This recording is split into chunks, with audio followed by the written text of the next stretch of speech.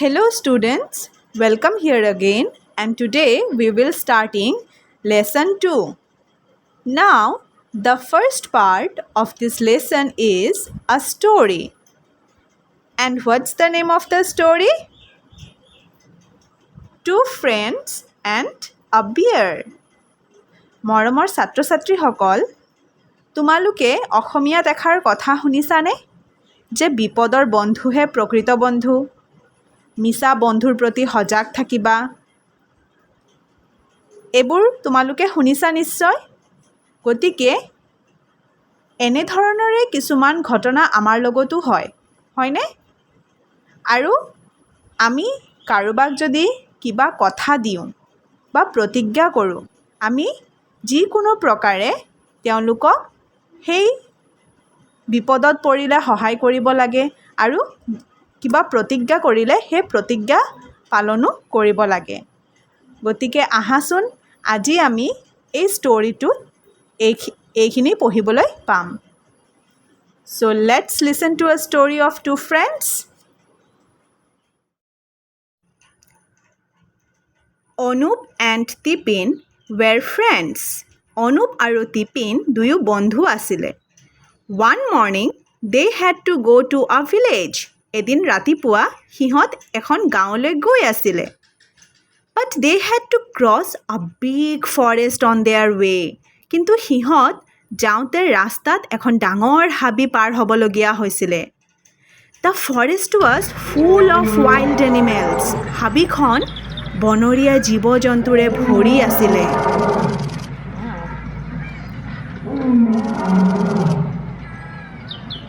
I am afraid of wild animals, said Anup. অনুপে ক'লে, মই বনৰীয়া জীৱ-জন্তুলৈ ভয় খাইছোঁ।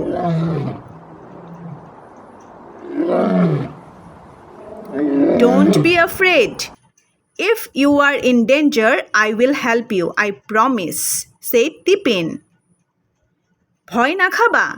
যদি তুমি বিপদত পৰা, মই তোমাক সহায় কৰিম। মই প্ৰতিজ্ঞা কৰিলোঁ, এই বুলি টিপিনে ক'লে।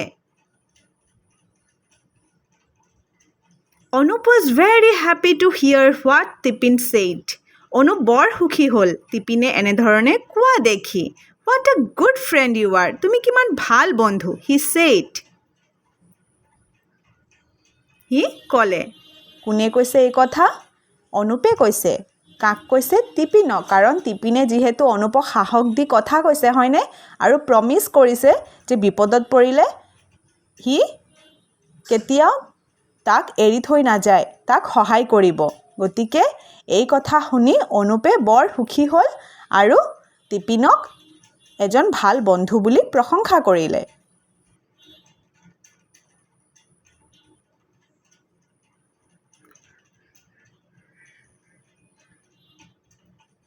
Suddenly, a big black bear came out of the forest.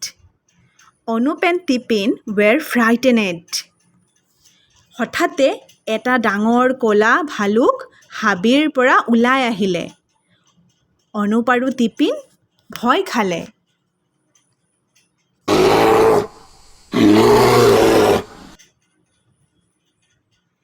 Tipin forgot all about his promise. He ran and climbed up a tall tree. টিপিনে সকলো দিয়া তাৰ প্ৰতিজ্ঞা পাহৰি থাকিলে। সি দৌৰি গৈ এজোপা ওখ গছৰ বগাই ওপৰলৈ উঠি থাকিল। Anup didn't know how to climb a tree. কিন্তু অনুপে গছ বগাবলৈ জনা নাছিলে। But he remembered what his parents had said to him. কিন্তু সি মনত পেলালে যে তাৰ মা-দেউতাই তাক কি কৈছিলে। A bear never touches a dead man's body. এটা ভালুকে কেতিয়াও মৰা মানুহৰ দেহ স্পৰ্শ নকৰে। So Anup lay down on the ground as if he were dead. গতিকে অনুপে এজন মৰা মানুহৰ নিচিনা সি মাটিত পৰি শুই থাকিলে আৰু কিছু সময়ৰ বাবে সি উশাহ নিশাহ বন্ধ কৰি দিলে। The bear came to Anup and sniffed at him. ভালুকটো অনুপৰ ওচৰলৈ আহিলে আৰু তাক শুঙি চালে। The bear thought that Anup was dead ভালুকটোৱে ভাবিলে যে অনুপ মৰি থাকিলে so' it slowly moved away and disappeared into the দ্য ফৰেষ্ট গতিকে সি লাহেকৈ তাৰ পৰা আঁতৰি গ'ল আৰু হাবিৰ মাজত অদৃশ্য হৈ গ'ল Tipin now climb down the tree Tipin এতিয়া গছৰ পৰা নামি আহিলে he wanted to know' what the bear did to Anup সি জানিব বিচাৰিছিলে যে অনুপৰ লগত কি হ'ল হি ছেইড সি ক'লে what did the bear do ভালুকটোৱে কি কৰিলে did the bear tell you something ভালুকটোৱে তোমাক কিবা ক'লে নেকি অনুপ ৰিপ্লাইড তেতিয়া অনুপে ক'লে the bear told me never trust someone who doesn't help you যোনে তোমাক সহায় নকৰে তাক তুমি কেতিয়াও বিশ্বাস নকৰিবা এই বুলি কৈ অনুপ তাৰ পৰা আঁতৰি গ'ল